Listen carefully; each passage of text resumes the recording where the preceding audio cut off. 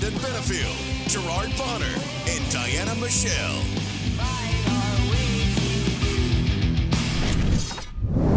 What is going on, everybody? It's that time of the week. It's Friday. You know what that means. It's time for the SHW podcast. This is our wrestling. I'm B-Double Brandon Benefield, alongside the great Gerard Bonner and the beautiful Diana Michelle. And y'all, I'm just saying, we are coming off one of the craziest shows in our history. It was a milestone event. SHW50 was last Friday. I'm still kind of coming off of the craziness of it. How has your guys' week been before we get into the madness here? It's been a week. I just got news that one of my coworkers has the vid. Oh, so my sister has it actually currently. So really, yeah. I guess it's still making right when they say it's no longer an emergency. Yeah.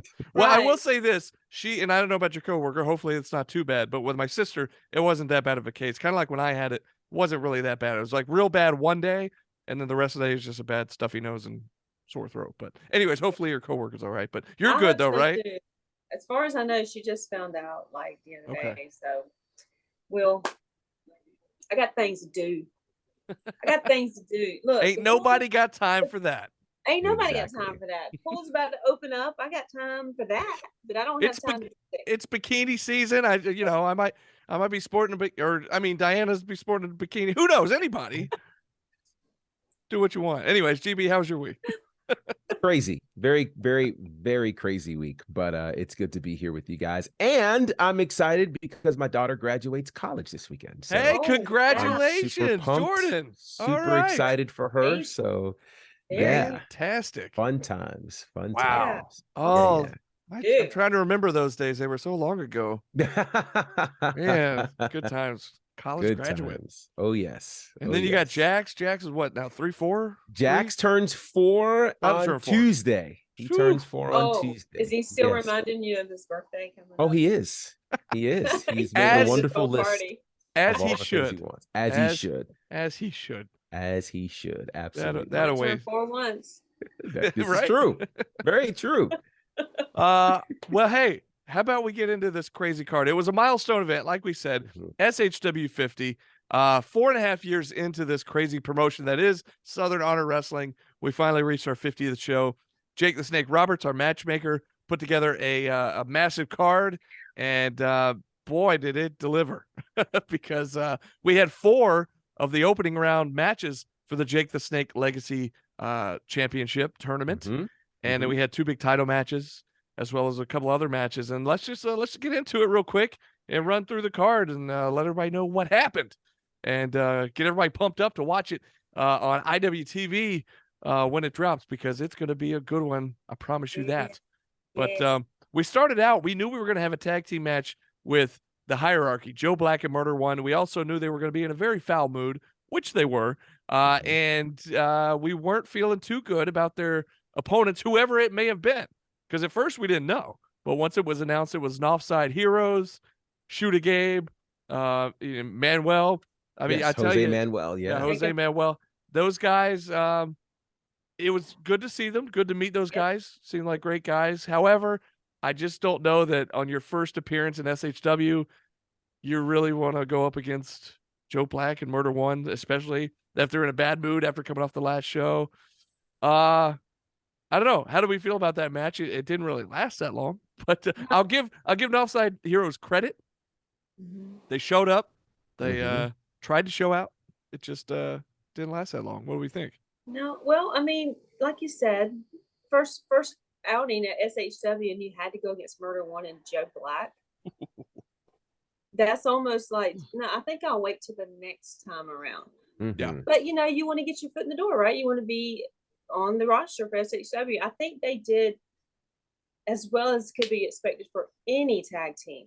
Yeah. Coming against Joe Black and Murder One in this situation with this mindset that they had.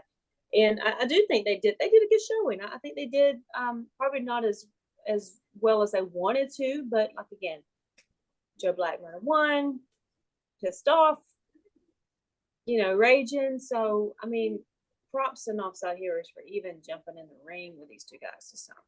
Yeah. Yeah, I was actually shocked. Offside Heroes came in with no fear.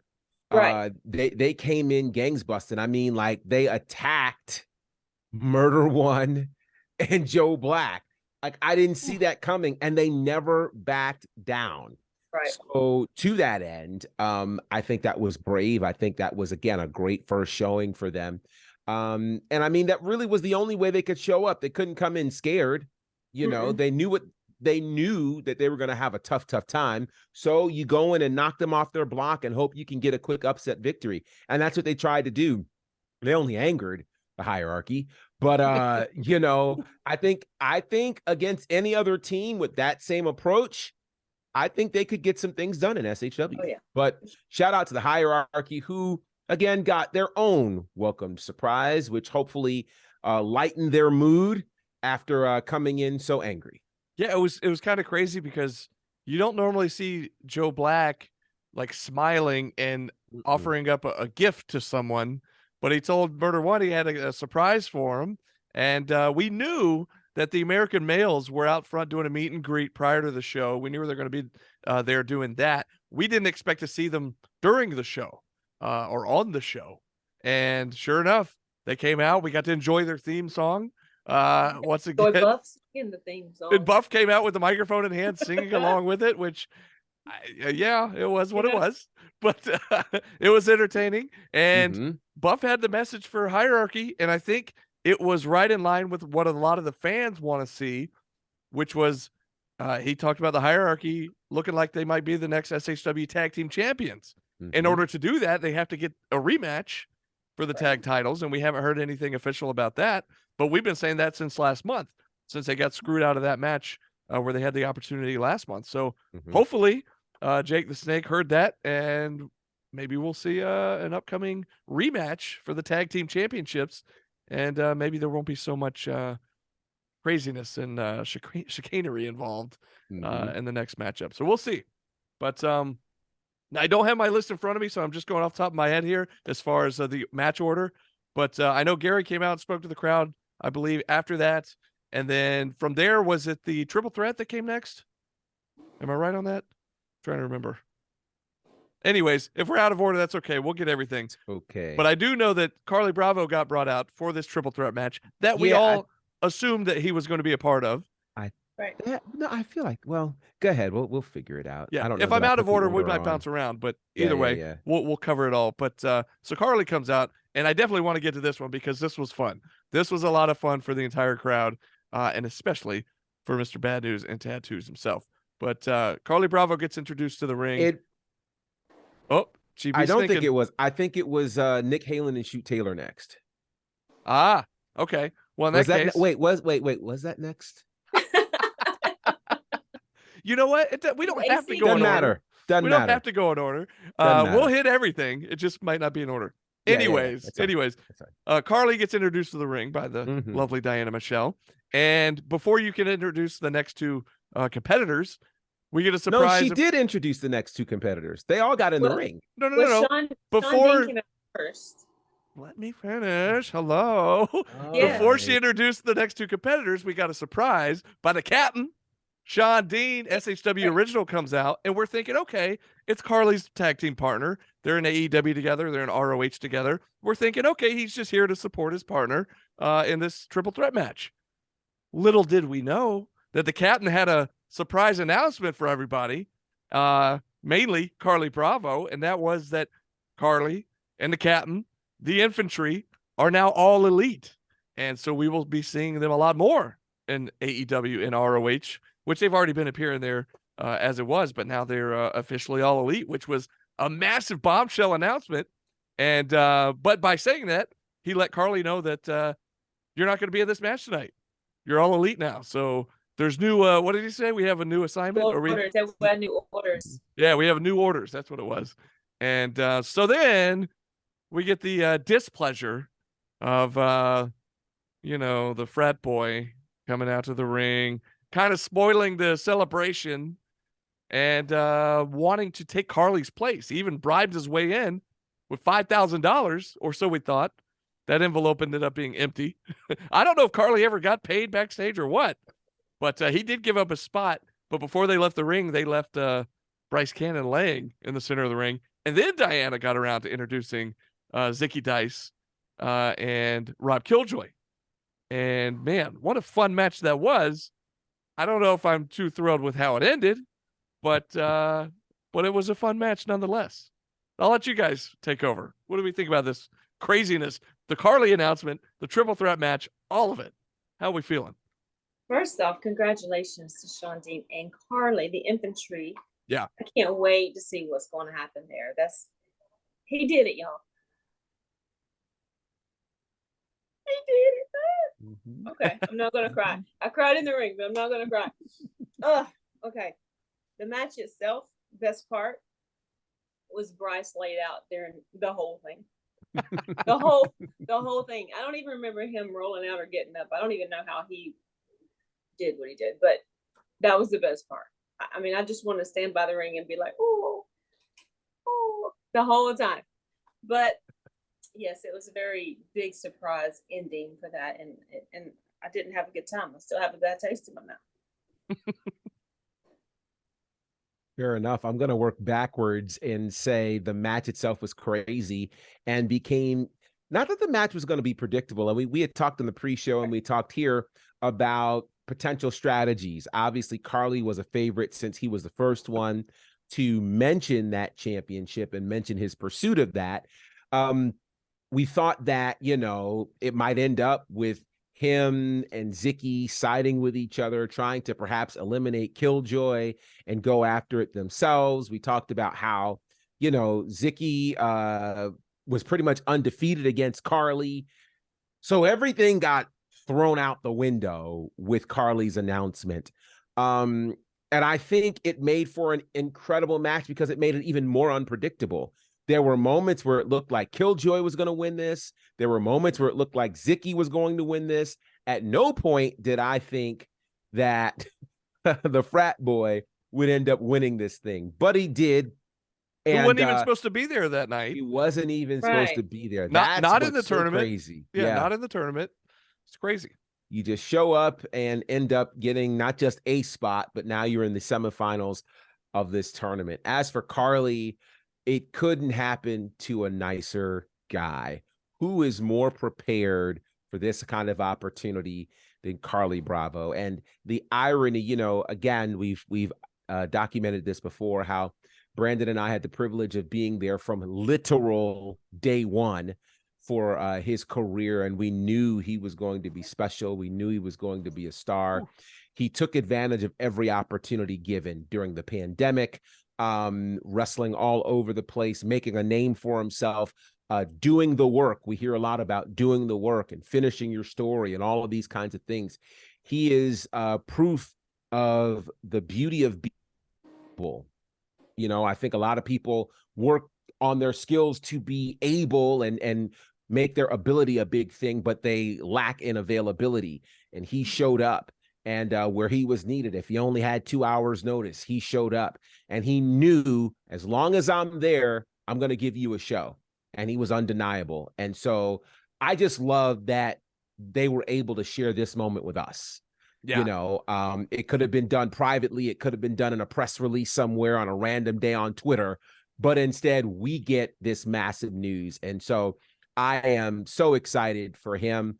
And I hope it's a lesson to all of the wrestlers and other personalities who are out there who are interested in being in a part of a national promotion. Keep doing the work. People are paying attention. And when you least expect it, boom, this kind of news happens. So shout out to my guy, Carly Bravo. Yeah. Oh, man. Unbelievable. I mean, we all had goosebumps on top of goosebumps. It was just such a cool moment. Like you said, GB, man, so cool that we all got to be a part of that. Mm-hmm. And on top of that, then they laid out Bryce Cannon. I was like, man, this night can't get any better. Yeah. And then Bryce went on to win the triple threat. And went, are you Trust kidding me, guys, you have to hear the commentary on that. You have to hear the commentary. Oh, but it was fun. It was just the whole night was fun. A lot of craziness, but then we'll get to it. But so let's talk about Nick Halen, Shoot Taylor. Another shocking turn of events here. It wasn't necessarily that shocking that Shoot Taylor won the match, because he's a formidable opponent, and of course he had all the tools to win the match. Mhm. However, it was the way it happened and the quickness in which it happened. Both of the opponents were in the ring. The match got started. I had heard earlier in the night or earlier in the day, AC Mac's going to be here. He's got a match. He may want to come join you on commentary for this Nick Halen match. And I thought, okay, if he does, cool. If not, no big deal. The match gets started. AC Mac never came down, so I thought, okay, I guess he's not coming down. And then after the match has started, AC Mac's music hits, and he makes his way down. And I don't know if he's joining us or if he's going to get involved in this match. Well, he comes to the table, and we got a headset ready for him just in case. And while that's going on, Nick Halen, completely distracted with his eyes on AC Mac, gets a quick roll up from Shoot, and a quick 1, 2, 3, and we're like, we were in the middle of welcoming AC Mac to the table, so we didn't even see the roll up until we started hearing the 3 count from the referee, and we were blown away. Mhm. It was crazy, and of course, Nick Halen was livid, and I understand why, but he came over and started to try to blame us for it. How is that our fault? That's what I want to know. How in the world is that our fault? But anyways, how'd you feel about that one, Diana? I think Nick Halen, in trying to get AC's goat, picked on the wrong guy in Shoot Taylor. I don't think he gave him the credit he is due in his ability. If I'm not mistaken, Shoot jumped on it quick. Oh yeah. Started the match. He was fired up and ready to go. He didn't necessarily need a distraction. Right. From AC, I feel like he would have came away with a win either way. But I mean, I'm happy that he is advanced in this tournament for sure. And Nick just sitting there in the ring with his head between his knees, just looking as pitiful as only he could. That's just a shame, isn't it? It's just a shame. Exactly. It's just a shame. One of the cardinal rules of pro wrestling: never turn your back on your opponent. One would think that the wrestler of the year would know this. Co-wrestler of the year. No, he wants to be called the wrestler of the year. I'm not calling that. No. I'm making a point, and that point is wrestler of the year. If you want to be the sole wrestler of the year, you should have enough focus on your opponent to know that none of that stuff, music showing up, all these things shouldn't distract you. And if it does, you should understand that someone's going to want to get a quick pin on you, and you should have enough wherewithal to be able to kick out. So I don't know that you can successfully call yourself the wrestler of the year if it just took somebody's music to distract you. Nobody came in the ring. Mistake. Exactly. Right. That's wrestling 101. That's day one. I mean? That's day one stuff. Day one stuff. So shout out to my guy who I've been telling you guys he's the man. And Shoot Taylor just beat the wrestler of the year. Shoot Taylor also has a win over AC Mac in another promotion that I had the privilege of calling. So you could say Shoot Taylor has now beaten the 2 men who've called themselves wrestler of the year. That's major. That's very major. And he's done that in less than 12 months. So shout out to him. I'm excited to see what his future is going to be in the tournament, which we, now know and we'll get to. But as for Dick Clark, man, American Bandstand is waiting for you, kind sir. It is waiting for you. I don't want to see him dance. I will say, unfortunately, that was not the last we would see of Nick Halen, and we'll talk about that in a minute. But anyways, moving on. Let's talk about SHW debut, as we had Alexander Moss, the Absolute Truth, coming in here to take on SHW Original, the star of the show, Ashton Starr.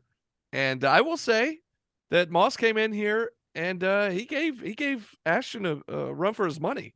Ashton did come out with the win, but Moss looked very impressive in his SHW debut, I thought. I would like to see more of what he does. Yeah. Honestly, I think he actually did fit in really well with the SHW crowd. It was a great match. Ashton did his thing. Alexander Moss brought the Absolute Truth. I mean, I'm not mad about this match at all. I'm glad Ashton won, but I would love to see more of what Mr. Moss, Reverend Moss, if you will, has to offer. I'm with you. I think one of the great joys that we are seeing with Jake the Snake as the new matchmaker is all of this new talent that's finding its way to SHW. He is literally searching the country far and wide to find the best talent. And Alexander Moss, it was as though he'd been there before. Right. I mean, he did not feel like he was out of place at all from start to finish. And so I definitely want to see more of him. And shout out to Ashton, 2 wins in a row. The Ashton star that we once knew, he's shed his petty ways. He has figured out how to become the star of the show. And we're seeing nothing but winning ways for Ashton Starr. It's going to be very, very interesting to see his future trajectory. You know, we're getting ready for the June show, which means in a couple of months we'll have Rumble Jack. You know, Right. could we see him show up there? Could that be perhaps his path to return to the SHW championship, or maybe even lay claim to the Jake the Snake legacy title? I think there are all sorts of options for the star of the show, Ashton Starr.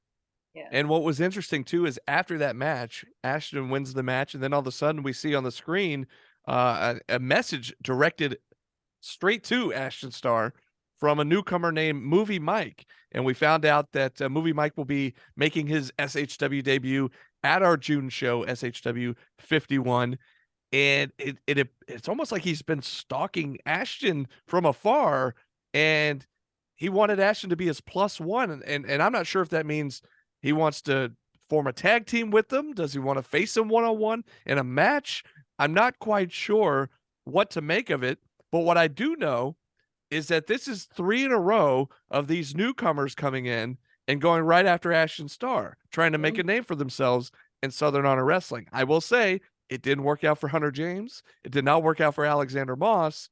Who knows? Time will tell what happens with Movie Mike. But I will say that I was very intrigued. And if you didn't see it at the show live, it was posted earlier this week on the SHW social media. So go and check that video out of Movie Mike and his message to Ashton Starr. But very, very interesting for sure. But all right, let's get to the tag team championship matchup.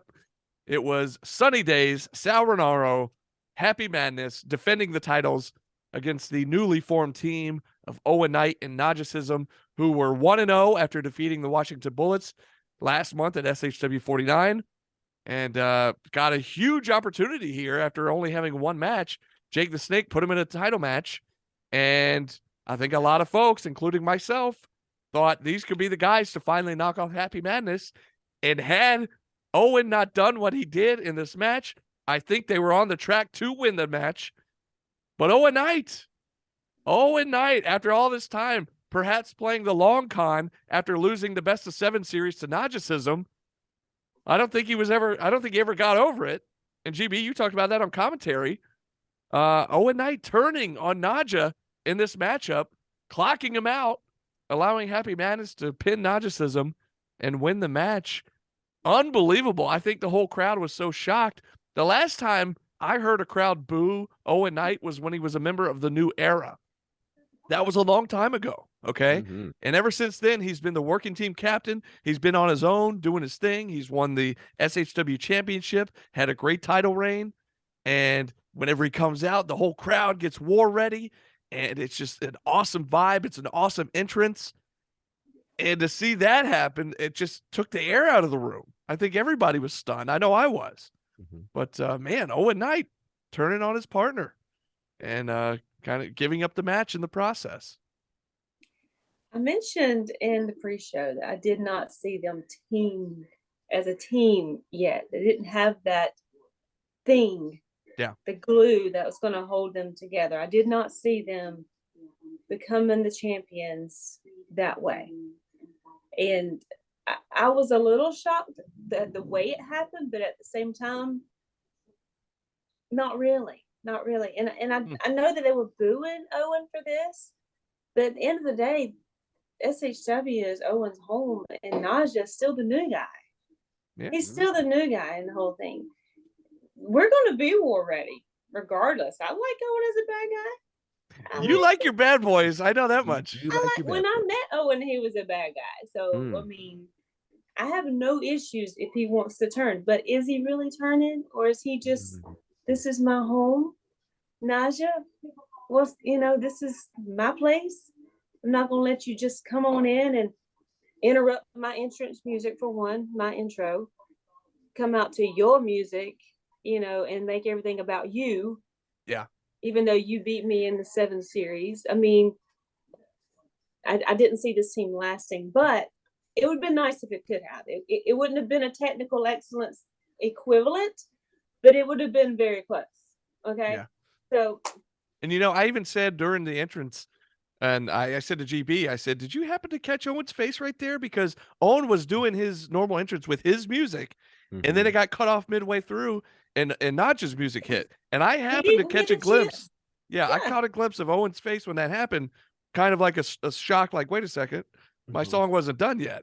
Right. And right then I kind of thought, uh-oh, are we off to a Look, bad start already? Like, he didn't get a chance to go and bathe in the crowd. He didn't get a chance to get on the top turnbuckle and do his thing, That's the thing. That's the Owen night thing. So, I mean, and I feel it.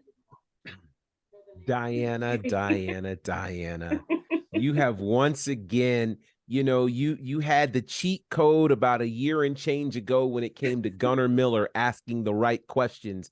And I think you are raising a point that the SHW faithful, after everybody gets out of their feelings, has to sit down and think about. How many people would you allow to come into your home and do all of the things that Naja has done? Right. And be good with them. Now, I think we all thought that the idea of winning championship gold would be enough to put those differences aside. But then think about it. Owen Knight is a former SHW champion with the second longest reign in the history of this company. He's a guy who was an honorable champion. He fought on his own. He didn't have any help, in terms of winning the title, and couldn't get any help once he lost the title. Yeah. Now to share a championship with the guy that beat him in the best of 7 and who's just kind of like, well, come on, man, we could do this. Like, sure. Owen, I said this on commentary, and Owen picked his spot.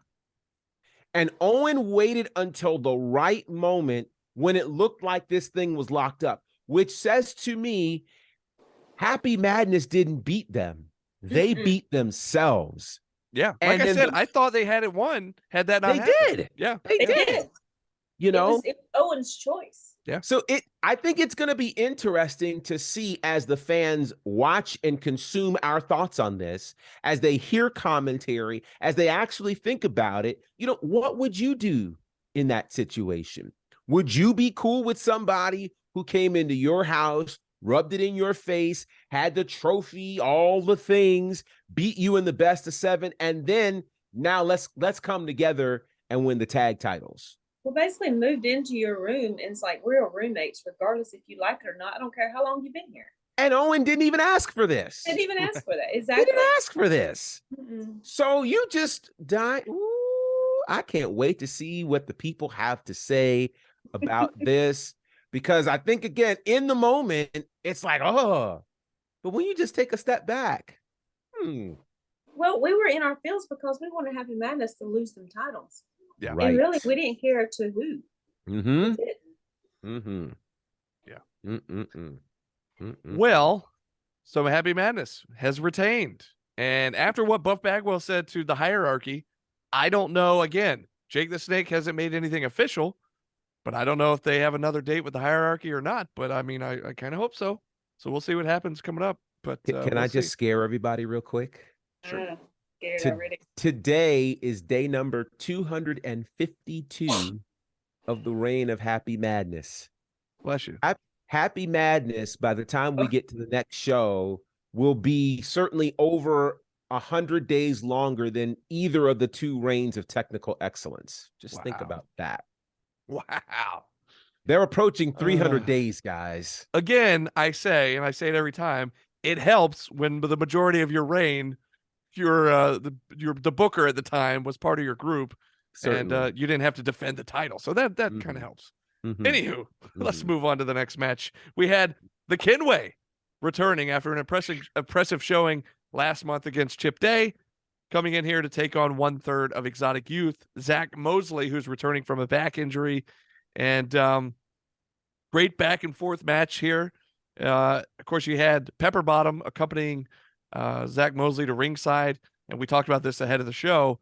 That's what might come into play here for the Kinway. The Kinway's got to keep his head on a swivel because the Exotic Youth never travel alone. Kinway ended up coming out on top in this thing, but if you saw him in the ring after the match, he did not look like a winner as he was getting beat down. And then we got the troll of all trolls. We hear Cyrus's music, and I'm thinking, he's not supposed to be here. He's in Japan, I thought. And Right. Cyrus is coming in to make the save for the Kinway. And then freaking Bryce Cannon again. Ugh. He's Anyways, bold. and so all of Exotic Youth are beating down on the Kinway here. And of course, that's leading into the next round of the tournament at the next show. So, anyways, Kinway wins the match, but I don't know if he has the advantage going into next month in the next round of the tournament here. So, Yeah, exactly. I think he's going to be fine. I think he's going to be fine. it's a good thing about It's having months in between shows instead of every week. He's got a little more time to recover. Yeah, I think he's going to be fine. I mean, he went the time limit with Chip Day. Okay, and then you got 3 gnats just bugging you and trip you up. Okay, whatever, beat you down a little bit. But we got to remember, Kinway is endorsed by Joe Black. Oh yeah, that's a big deal. I don't see Bryce getting one over on Kinway. I feel like Bryce is just trying to really push his way in and just take over everything. Somebody's got to trip him up real good. It's going to be more than just the infantry smashing his face into the mat and leaving him for dead. It's going to be good. I think Kinway's going to get his way, going to get his revenge, and show him what it's really about to come into SHW and stake your claim. Yeah, the Kenway is quickly making SHW his home, and I think we are quickly welcoming him. Again, we talk about these new stars donning the doors of SHW. He just has that SHW DNA, and really could be an amazing star here. A big win for him, but I do think he's going to have to pay attention to all that Exotic Youth can do, because Exotic Youth collectively is a problem, whether we like them or not. Yeah. Yeah. Sure. Well, I can't wait for the next round of the tournament to kick off next month. SHW51, June 9th. Second Friday, June 9th. A reminder. But let's move on down the card here. The next match here, which we thought could possibly be the show stealer. And I think it really almost was or should have been until old Rick showed up again and had to get involved again. But anyways, it was AC Mack and Chip Day put on one heck of a matchup until Nick Halen came down, used the steel chair. Referee wasn't looking, caught AC Mack in the leg. That leg was giving him trouble the rest of the match. And on top of that, we had the displeasure of being joined on commentary by Nick Halen again. And we how thrilled we were when it happened last time. Well, we were just as thrilled this time. And boy, was he trying to give me the business, or give us the business rather. And it was just a headache. I'm just there to do a job. I'm trying to call the match in the ring, and you got this guy in our ear just giving us grief, and then totally denying everything he had just done. We're like, you came down here, you cheated. You just hit him in the chair with the leg. And he's like, why is he paying attention to me? He should be in the ring. I'm like, what are you talking about? Anyways, I couldn't believe it. Did he at least get your name right this time? But no, he didn't. And he called you Denise again. Yeah. So anyways, and then I started calling him Rick. And boy, then I was like, again, I get real brave when GB's in between us. Clearly. I'm sorry, GB. I'm so sorry. It just something happens. And I'm like, anyways, luckily there was no confrontation, nothing physical happened. But yeah. And it cost AC Mack the match. The leg problem that all thanks to Nick Halen. And that's not to say, earlier you said Shoot Taylor didn't need any help. Chip Day certainly didn't need any help. But who knows what would have happened had Nick Halen not gotten involved. Chip Day still could have possibly won the match. AC Mack could have won the match. We don't know. But what we do know is that afterwards, AC Mack calls out Nick Halen and says, look, we're going to have a match. We're going to settle this once and for all. And he put a huge stipulation on the line for next month. He says, we're going to have this match. And if I win, I am the sole wrestler of the year for the state of Georgia in 2022. However, if I lose, I don't deserve to be here anymore, and I'll leave SHW for good. Can you imagine? SHW day one, AC Mack was in the very first match at the very first show, and he's been SHW through and through for the last 4.5 years, all the way through SHW50. And if somehow, some way, I hope not, but if Nick Halen comes out and wins this match, AC's going to be gone for good? I just can't even fathom that. I can't imagine. So it's like you said with Gunner last month, like when he made the challenge to Judas, it's like he's too emotional. He's not thinking straight. Mm-hmm. And I think that's the case with AC Mack here. And I'm kind of worried. I'm not saying he can't beat Nick Halen, but I know Nick Halen will sink to any level, stoop to any level to get a win. And I'm concerned. I don't feel good about this stipulation. I don't know about you guys, but I don't feel good. I never like it when somebody puts the rest of their career at a certain place on the line. I don't like it, especially when it's my home and one of my faves, because I take it personally. But for some reason, I'm not worried about this. I don't. I mean, one, we did a rematch between AC and Chip. Mm-hmm. One without the outside interference, because that was bad. That was awesome. Yeah. Oh yeah. That was a great match. Yeah. I want to see more. I would love to see a 30-minute Iron Man match with that one. Ooh. Just because Mm-hmm. I couldn't get enough of it. Yeah. Honestly, I couldn't. Nick's going to do his thing. I mean, we know he has history in other promotions where he was devious and wasn't always on the up and up, playing fair, and he's just going to bring that with him. That's the way it is. So AC's going to be ready for that. I mean, he's dealt with devious before. You know, he's been devious himself. Mm-hmm. I'm not worried. All right. Yeah, you both raise great points. You know, certainly AC has been on both sides of the fence. He has played by the rules, and he's broken a few rules in his day. So I think he is wise enough to find his way around any chicanery that Nick Halen could attempt to pull. But it's just, I just get nervous anytime anyone makes a stipulation like that, because you realize, you know, you could slip on a banana peel. You could have something very random happen, because it doesn't mean that you have to get like knocked out. Right. It just needs to be 3 seconds. You know, 1 second you're just not thinking, and you know, this whole thing goes away. So, but history has also shown that just because you make those stipulations doesn't mean you lose. Yeah. You know, I think about one of the last times that stipulation was made in this company. It dealt with a certain all-star special. Ironically, I believe they were fighting a team called the Approved. And in that battle, you know, had they lost, their manager would have ended up retiring. Well, they didn't lose. They won that match. Now their manager chose to retire, but it wasn't because they lost the match. Yeah. And so with that said, I say AC Mack, do what you got to do. Bring all that you have as a former SHW champion and a former IWTV world champion, and stake your claim in this company as the sole wrestler of the year. Well, before I get to the main event, and then we'll get wrapped up here, I do want to mention we did have a surprise appearance by none other than the real mean girl, Danny Jordan, made her return to SHW, and she said, I'm back, I'm back, I'm back. She emphasized it. She's healthy. She's been cleared to return to the ring. She was out with injuries over the last year or two or whatever, however long it's been. But she's back.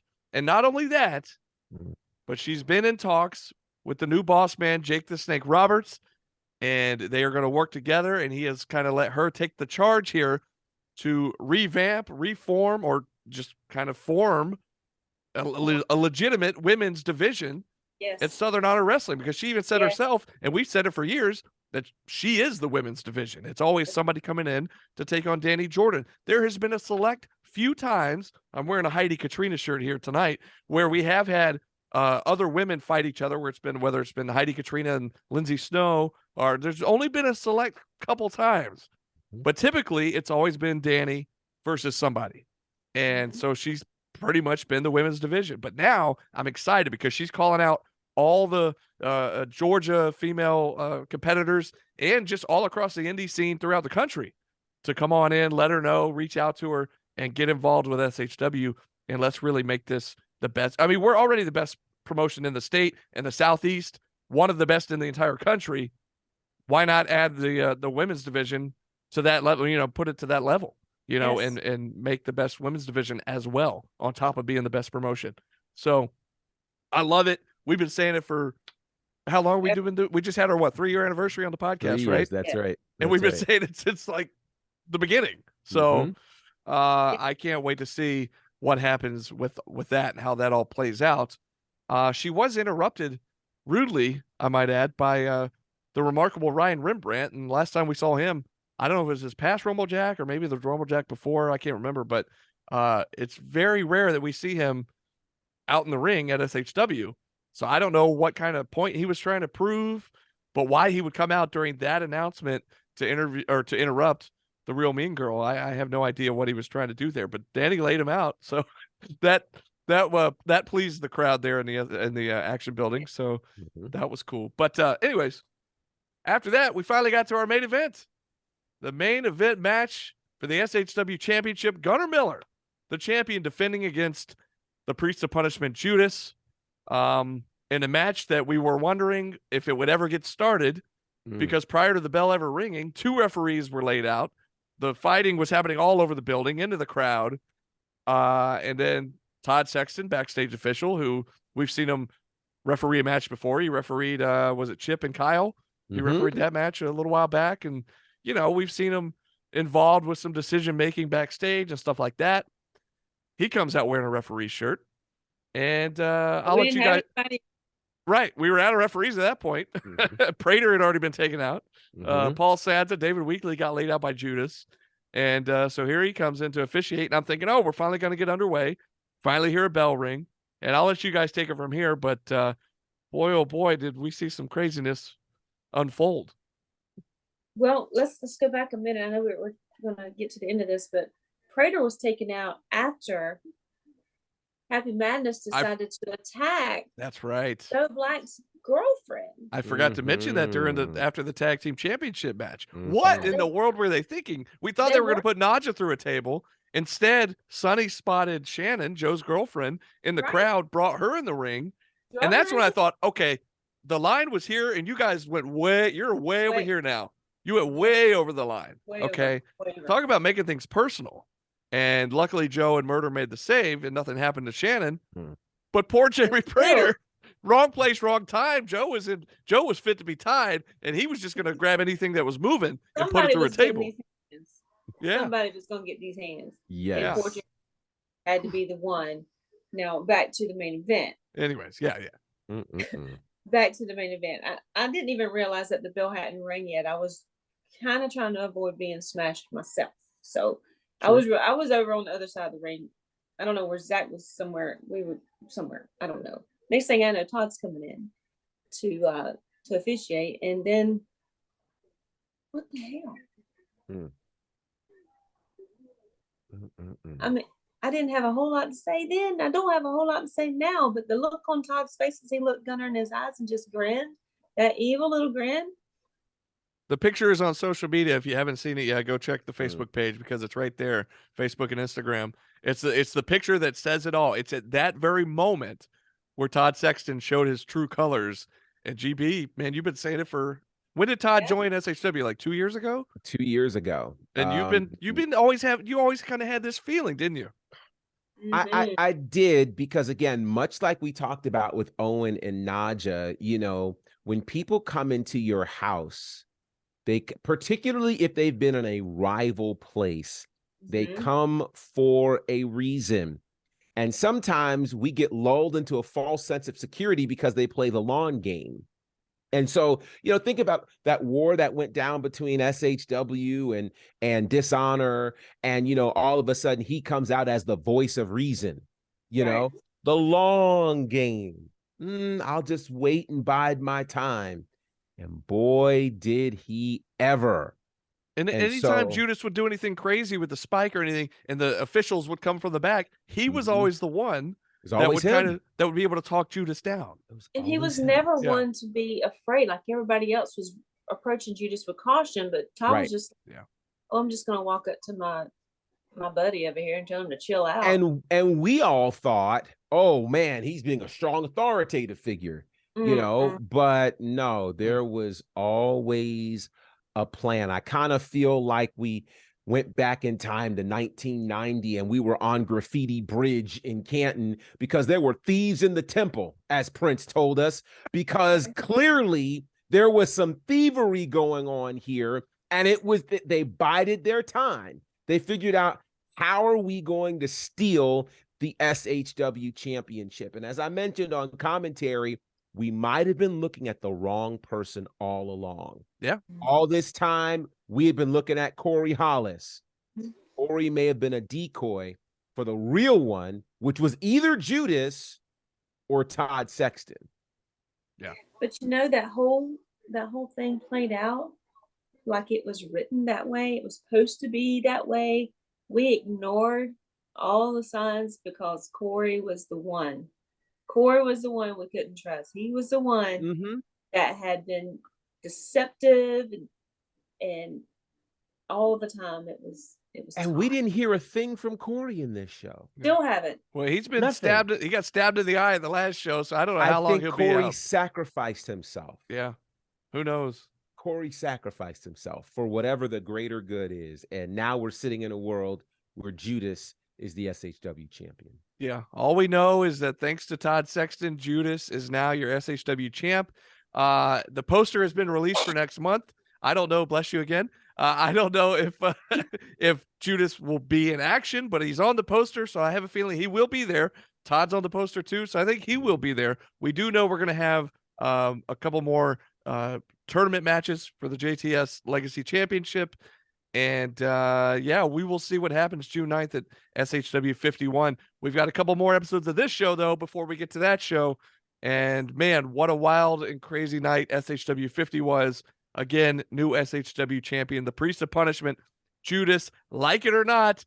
And I definitely didn't like the way it happened. I don't think a lot of people did, but it's official. It's in the record books. He is the new champion. And what is Gunnar going to have to say about it next month? Is he going to be there next month? We'll find out. But I will tell you this. We're going to wrap it up. And that's going to do it for our recap of SHW50. Until we see you next time, this has been SHW. This is our wrestling.